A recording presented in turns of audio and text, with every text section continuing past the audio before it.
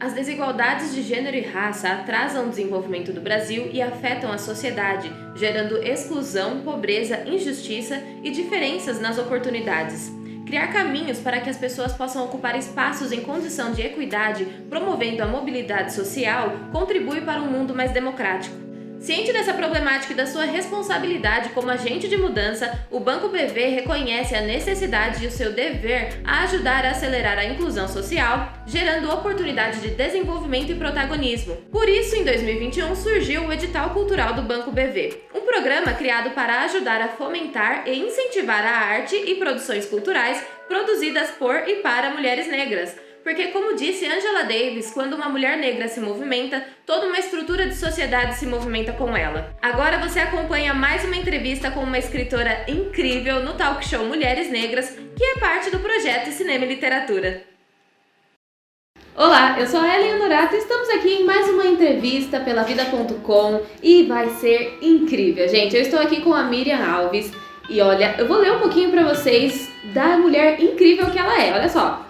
Escrevo porque não dá para não escrever. Essa foi a frase que a Miriam falou. A Miriam, ela tem bacharel em serviço social, é escritora de literatura negra, teve os primeiros poemas publicados em 1982 em Axé, Antologia Contemporânea de Poesia Negra Brasileira e no número 5 de Cadernos Negros. Poeta, contista, ensaísta e romancista, 10 livros individuais publicados, participação em várias antologias nacionais e internacionais.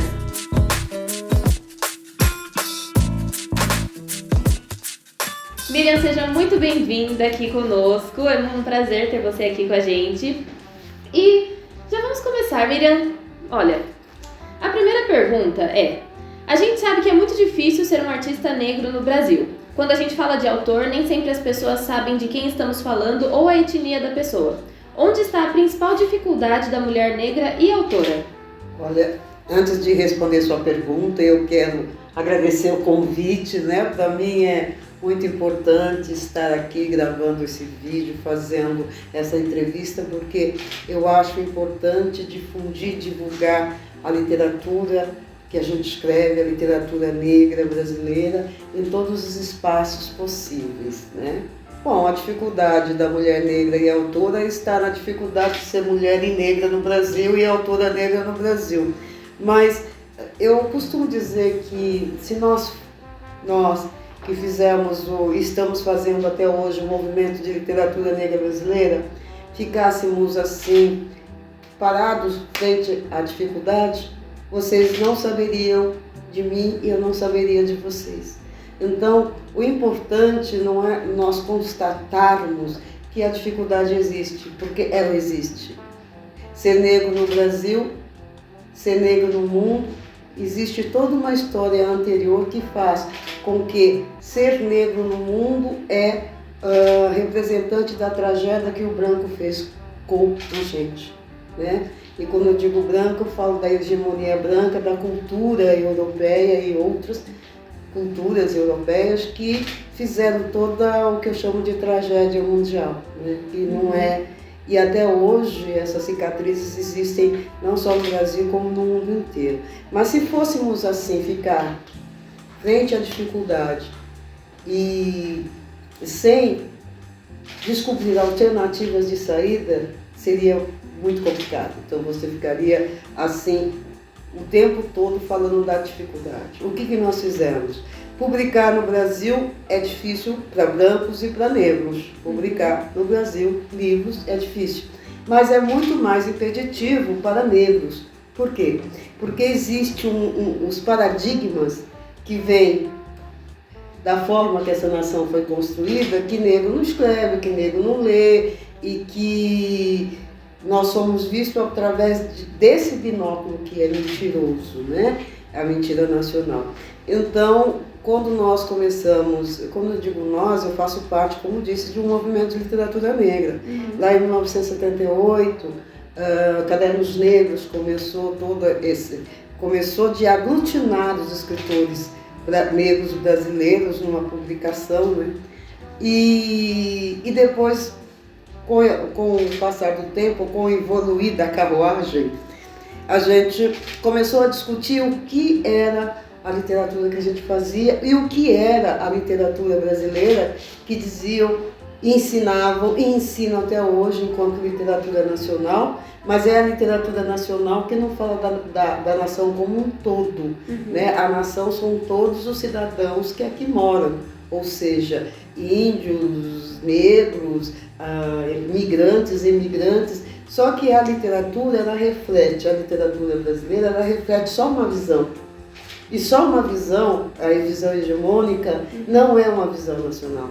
Então, quando nós começamos a discutir o que essa literatura representava, o que nós representávamos enquanto escritores negros, a gente dizia assim, nós queremos ser sujeito da nossa literatura, sujeito do nosso imaginário, e não objeto. Porque as literaturas, eu simplifico, né? Falar, as literatura homogênica, branca. Não, a literatura do branco brasileiro era. Se você pegar os exemplos de Aloysio de Azevedo, Monteiro Lobato, não só eram como são, uma literatura que tem uma visão sujeitada da população negra. A personagem negra, ela é rasa, ela não tem complexidade, né? Ela fica naquele plano de, e nós brincávamos na época que a gente discutia literatura em conjunto, assim, a gente fica restrito àquele que abre a porta e diz assim, o jantar está servido, fecha a porta e sobe de cena. É isso. É verdade, olha, me faz pensar. E agora isso daqui não está nem no script, é que eu estou muito curiosa, como que eram essas reuniões que vocês discutiam sobre a literatura negra? Eram divertidas e tensas ao mesmo tempo, porque nós líamos os escritores negros, os americanos e os brasileiros e os escritores brancos. A gente discutiu Monteiro Lobato, nós discutimos Aloysio de Azevedo, nós conversávamos sobre Machado de Assis, sobre Cruz e Souza, sobre James Baldwin, né? Então nós fazíamos reunião de domingo, assim, sabe? A gente ia e fazia almoço, e brincava, e discutíamos os nossos textos também. E tocávamos também, roda poema, roda poema, nessa roda de poema, quero ver quem vai entrar. Roda poema, nessa roda de poema, quero ver quem vai entrar. Aí o poema vinha vindo, deu um branco. O poema parou. E roda poema, nessa roda de poema, quero ver quem vai entrar. Então, era uma responsabilidade, era lúdico, era uma construção de uma literatura que hoje ela, por exemplo, hoje ela tem a capacidade de inverter uma flip, né? A flip, depois daquele manifesto de isso aqui é o raiar da branquitude, a flip ficou sem saber o que estava fazendo. Agora, a edição desse ano é dar visibilidade ao invisível, né? Invisível para quem? Eu pergunto. Para quem? Como você entende o fato de um negro americano ter se unido e buscado a reparação civil e financeira, enquanto o negro brasileiro parece que é cada um por si? Há uma falta de união entre a comunidade negra no Brasil. Isso com certeza afeta o desenvolvimento da cultura negra. Na sua opinião, o que poderíamos fazer para mudar essa realidade? Eu estava comentando ali com a Caiana Dara Alves, minha filha, eu acho essa pergunta enviesada, certo? Porque não é bem assim. Porque eu não vou estar comentando, discutindo a cultura americana, porque ela parte de um outro princípio. A cultura brasileira, que agrega os negros, ou desagrega, ela parte de outro princípio. Quando eu digo que essa pergunta é enviesada, porque ela não toma em posição, em conta, os movimentos de resistências negros que existem no Brasil e como que essa cultura negra ela continua existindo e influenciando a cultura nacional, só que quando ela começa a influenciar a cultura nacional, ela deixa de ser negra, ela é brasileira, entendeu? O samba, o candomblé está quase sendo brasileiro, a religião brasileira, mas né, quando a cultura é tirando o negro, mas assim, como ela é enviesada? Se nós pensarmos nas manifestações culturais, ou como eu digo assim, nas agremiações culturais, a gente vai encontrar. Eu falo isso muito nesse meu livro aqui, ó, no Maréia, ou nesse romance. As agremiações culturais, vamos colocar de matrizes de religião africana, onde segurou-se línguas, né, culturas, a forma de vida. Então, nós temos uma resistência diferente da resistência do negro americano, porque o negro americano ele foi excluído, né? Não pode. Nós também fomos, mas aqui encontrou-se uma outra forma uma outra forma de se movimentar dentro disso. Os quilombos são uma coisa, por isso que essa pergunta é enviesada, não parte do pressuposto que existe um quilombo, vários quilombos, né? Que era a forma de você fugir, arregimentar e tal. E esses quilombos só foram, alguns deles mapeados em 1988, alguns que assim, sumidos lá no Maranhão, entendeu? E eu tive no Maranhão e eu participei de um fenômeno bastante interessante. Eu gosto de ficar andando assim, tinha umas crianças negras assim, e eu estava querendo saber com ele onde eu encontrava ainda aquele filme de roubo. Aí ele falou para mim, vem aqui que eu vou te mostrar para a senhora onde compra na lojinha lá da fulano. Aí apareceram outras crianças negras falando uma língua diferente. É a língua de quilombo. E eles... Aí o menino que estava comigo respondeu para eles e tal, e eu perguntei para eles, você está falando numa língua de quilombo? Ele, e mudou de assunto. Entendeu? E existe, mas ninguém fala, porque fala o pesquisador cai em cima, né? Então, melhor que fique quieto. Não, mas agora não sei, faz tantos anos isso, eu era jovem. Continua jovem. Jovem, faz algumas 2 décadas. Então, assim, existe toda uma cultura, uma forma de existência negra, que não é aquela situação assim do negro americano, entendeu? De pegar a arma e ir lá e tal, são outras conversas. E você veja bem, a questão da cota, ela foi discutida em 1978, a manifestação do movimento negro unificado contra a discriminação racial, que foi toda uma aglutinação lá em frente do Teatro Municipal, e papapá. E tem uma carta, tem um livro, agora não vou lembrar o título. Tem um livro que conta isso. Eu na verdade, não leio, eu me lembro, né? Então tá. Aí, assim, tem um livro que conta isso e traz as reivindicações. Entre as reivindicações daquela época tinha a cota de ensinar a história de África nas escolas. Você vê quanto tempo se demorou batendo nisso, para agora está fazendo 10 anos que a cota foram implementadas, o resultado que elas tiveram, entendeu? Dentro desses resultados que elas tiveram, eu tenho várias graduandas que eu encontrei, quando eu dou palestra, onde me chamar eu dou, eu vou dar palestra. Então, assim, várias graduandas que eu encontrei em Minas, na Bahia e tal, que agora são doutoras. E assim, elas conseguiram se ver dentro do imaginário literário brasileiro na literatura negra. Entendeu? Na literatura negra. Tem uma história que eu gosto de contar, que é a da Fran Silva, e que assim, ela tinha 12 anos, ela encontrou, não sei como chegou até ela, porque eu digo assim, o livro escolhe a gente. Ela encontrou o livro da Geni Guimarães, chamado A Cor da Ternura. E ela, desculpa, nesse livro, a personagem negra conta toda a situação ali, e a personagem negra diz que vai ser professora e ser paraninfa. A personagem foi professora e paraninfa. A menina, a Franci, quando leu, falou assim, eu vou ser professora e paraninfa. Ela foi professora e paraninfa. E hoje ela dá aula, ela é doutora e dá aula na universidade, e ela leva esses livros nossos e faz discussões com os alunos dela, a maioria alunos brancos, e se vê nessa literatura, porque essa literatura traz o retrato da nação mais sabe, mais próximo da gente mesmo. Sim. Mais próximo da gente mesmo. Então, eu tenho um prazer muito grande, às vezes, de encontrar leitores e leitoras minhas, brancas e negras, que dizem assim, eu me vi na personagem X. Quando é uma branca que se vê na personagem negra, eu pergunto se ela se viria na Bertoleza. Não, nem eu.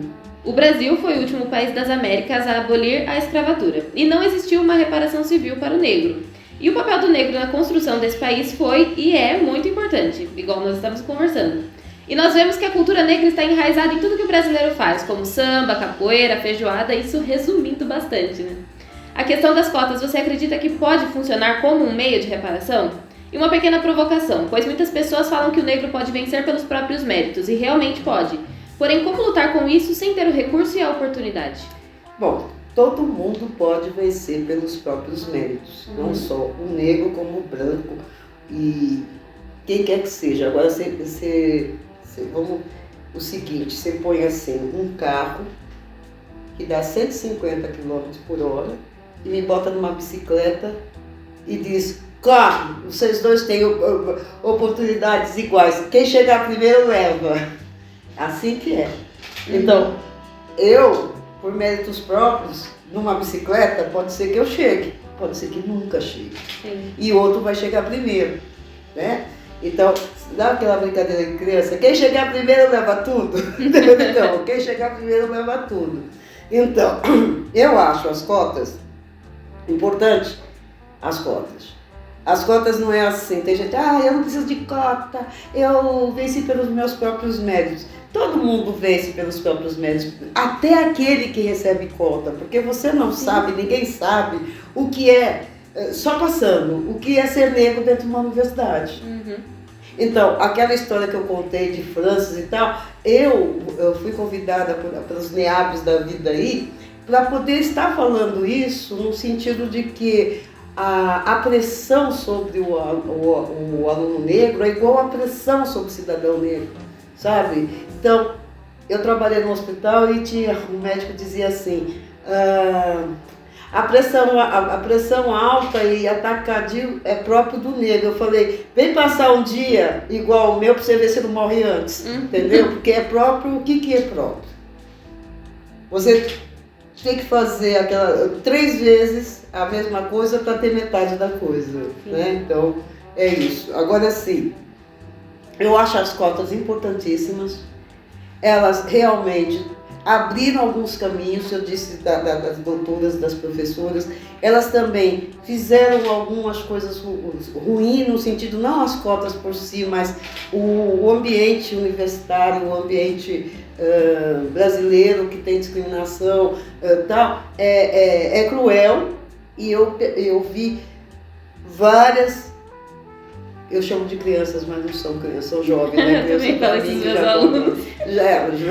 São jovens negros que, assim, tiveram que ter muito apoio. E o importante é que, assim, o pessoal do NEAB, dos NEABs que eu passei, eles se reuniam para dar apoio para aquele, sabe, não deixar ele se perder. Às vezes não deu muito certo, mas assim, não deixar se perder, não deixar ir embora. Sim, não desistir. Não desistir, porque que é uma cobrança bem maior, né? Então, e aí, veja bem, nesse lugar eu gosto de dizer uma coisa dessa nação chamada Brasil, da hipocrisia que é isto, né? Então, veja bem, nós, em termos de nação, fomos criadas em cima de uma mentira, de uma hipocrisia.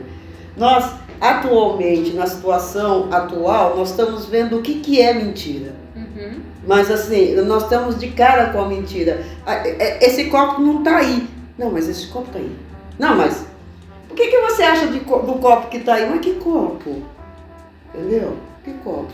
Então, essa nação foi criada assim. Nós somos cordiais.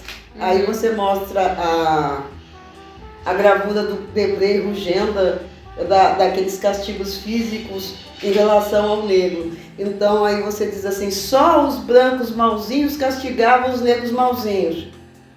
Mentira de novo. É um sistema que tinha toda uma regência legal de lei, que podia dar não sei quantas chicotadas, não sei quantas chibatadas e tal. Então, assim, você conta uma mentira e mostra a foto, diz assim, nós somos cordiais. Aí você vê, quando eu vi aquilo, quando eu era criança, aquilo machuca a gente, você fala, porra! Mas nós somos cordiais, aqui é só nego malzinho e nego bonzinho, como é branco malzinho e nego malzinho que estão fazendo uma historinha do lado. Mas é assim que nós somos criados. Uhum. Assim. Então, quando chega o que nós estamos vivendo agora, esse cara só fala mentira, a gente só fala mentira. Essa nação foi criada falando mentiras, hipócritas. Aqui é uma democracia racial. E na época que eu era jovem, isso era uma verdade tão grande de ser a democracia racial, quando a gente dizia, enquanto movimento negro, que existe preconceito, existe discriminação, nós éramos os subversivos. Como vocês querem subverter a democracia racial desse país? Percebe? Uhum. Agora, a outra mentira, sim, nós temos uma democracia. Nós não temos uma democracia a partir do momento que a gente não tem uma democracia racial. Você percebe? A gente não tem uma nação. Sim. Aquele cidadão não é cidadão. Você teve 2 antologias publicadas nos Estados Unidos e na Inglaterra, respectivamente. E uma pergunta curiosa, e eu justifico por quê, é de como foram recebidas essas antologias lá fora.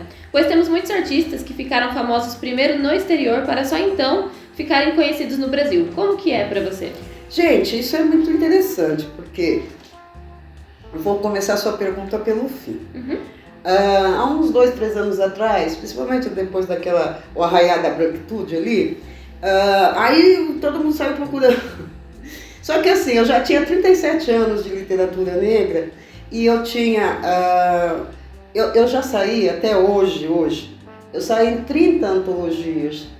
E eu não trouxe...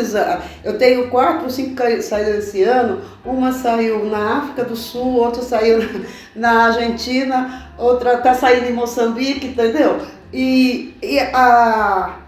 Mas essas 2 que você falou foram as que eu co-organizei. Uhum. Agora, eu tenho uma prateleira só de antologias minhas, que eu saí lá dentro, entendeu?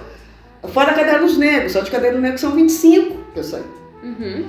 Ser conhecido lá fora foi também um trabalho nosso. Nós fazíamos Caderno Negro, nós mandávamos para as bibliotecas nacionais, para as universidades americanas, para as escolas de samba e tal.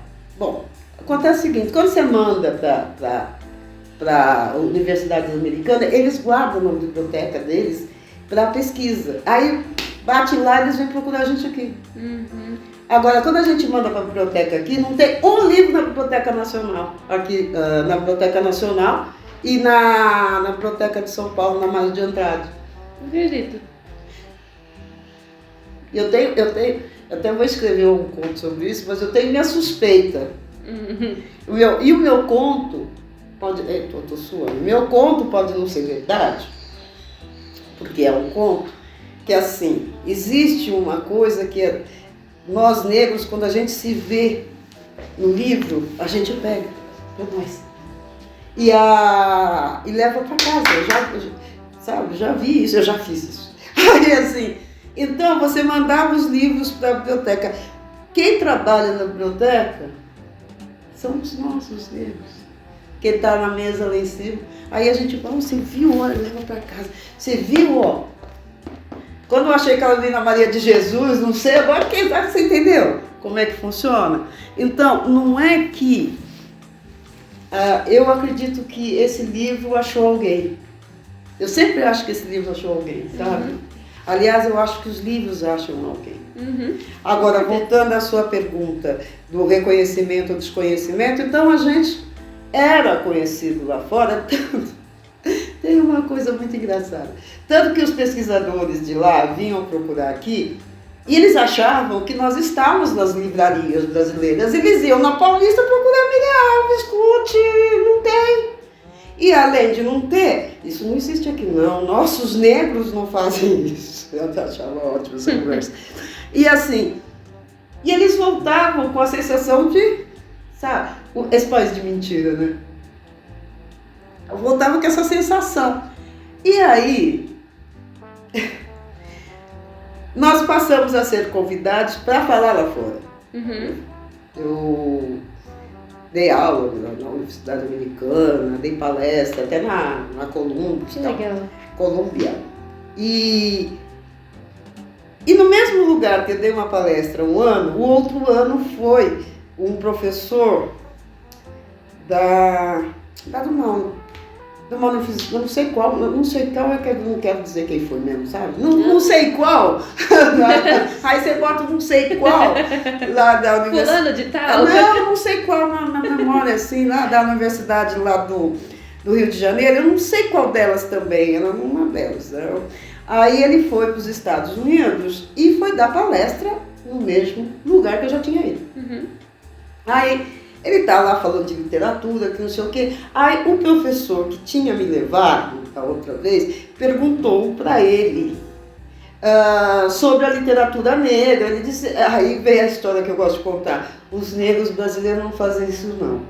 Aí eu tinha uma dessas antologias que é o Finalmente Nós, que eu fiz a coorganização da professora americana do Texas. Aí esse meu amigo tinha um livro, então ele levanta o livro e fala assim, e ele tem um sotaquinho, vai dizer, o que você vai dizer? Acender meia água, desbancou o cara, entendeu? Então, não é porque você não me conhece que eu não existo. Exatamente. Para eu estar aqui, vocês não me conheciam, mas aí você, tinha um cartaz ali na biblioteca, pum, achou.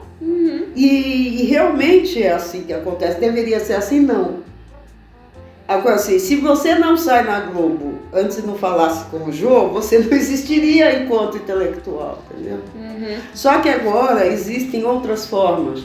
Nós escritores negros, nós inventamos nossa forma antes da internet. Nós pegávamos os livros, íamos nos bailes, íamos nas escolas de samba, nos bailes a gente falava os poemas, botava banquinha e tal, né? Então, nós morávamos num lugar que não tem uma biblioteca pública, que não tem uma livraria, mas tinha banca de jornal, de repente tinha nós também, lá com os nossos livros, entendeu?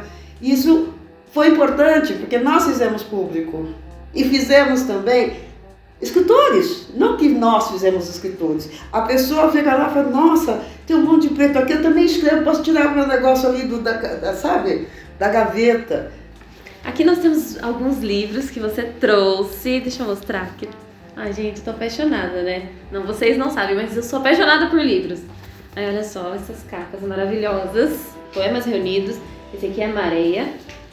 Aí a pergunta é, se você fosse escolher uma de suas obras para que você entregasse para alguém ler essa obra, qual seria e por qual razão você entregaria justamente esse livro? É a mesma coisa de dizer assim, qual dos seus filhos você gosta mais, né? Eu gosto de todos. Agora, seguindo a sua pergunta, eu indicaria Poemas Reunidos. Por quê? Porque o Poemas Reunidos é uma edição comemorando meus 40 anos de literatura, né? Então são que eu comecei, como você leu na minha biografia aí no começo, eu comecei a publicar em 1982. Nós estamos em 2022, então são 40 anos. Então eu estou fazendo esse ano 40 anos de publicações literárias e 70 anos de vida, querida. Olha só que linda. Aí, assim, nem parece. Pois é, que coisa, né? Aí assim, não parece, mas eu sou idosa. Que bom, né? Porque você não paga condução. Aí assim, então eu indicaria esse livro. Por ele ter essa história, e dentro dele tem várias histórias de vários livros meus, que eu não trouxe, eu tinha 10 aqui, eu trouxe esses daqui para não ficar carregando peso, mas aí tem desde o meu primeiro livro solo, todos os poemas que eu publiquei em Cadernos Negros até hoje, os poemas esparsos, que são muitos, são 317 poemas aí, menina, nunca pensei que eu fosse tão dispersa assim, que né? Legal. E fecundando. E assim, a editora Fósforo, que me propôs fazer esse trabalho, quando ela chegou dizendo para mim que queria fazer isso, eu disse, vamos conversar, que não sei o que. Você falou, não, Lídia, por que você falou isso, né? Porque assim, como eu disse para você, nós fizemos esse mercado, nós abrimos esse mercado. Esse mercado, quer dizer, esse desejo de consumir, de ler essa literatura já existia. E nós então fomos de encontro a isso, levando, fazendo. Então você acaba construindo, abrindo o mercado, uma possibilidade de leitura que era negada pela hegemonia, dizendo que a gente não escreve, a gente não lê, e quando a gente tentava publicar pelas editoras, dizia que não tinha demanda. Então a gente prova que tem demanda, né? A gente prova que nós existimos aí e não precisam provar nada que estamos existindo. Então são o Caderno Negro vai fazer 45 anos que nós estamos aí. Então, depois que aconteceu, eu sempre acho que foi um marco isso, o fenômeno da Flip, o arraiar da branquitude, e outro fenômeno também, que as editoras hegemônicas brancas e as livrarias começaram a fechar. Aí você olha assim, você sai da sua bolha e olha para o outro lado do rio, você vê 2.000 negros lendo Islã, né? Caderno Negro lotou o Teatro Municipal esse ano, que saiu agora, ele ficou quase 2 anos, né, por causa da Covid, ninguém fazendo aglomerações. Então, assim, aí o que tem? Você tem o mercado. E aí o que acontece? Igual o samba brasileiro. Aí assim, então, mas quando a editora veio para mim, eu conversei e falei isso para eles, dessa forma. Mas não foram eles. Outras editoras assim, mas você não quer entrar no mercado? Eu falei, entrar no mercado eu quero. Agora, a minha ascendência tem um trauma. Quando nós entramos no mercado de vocês, nós somos mercadoria.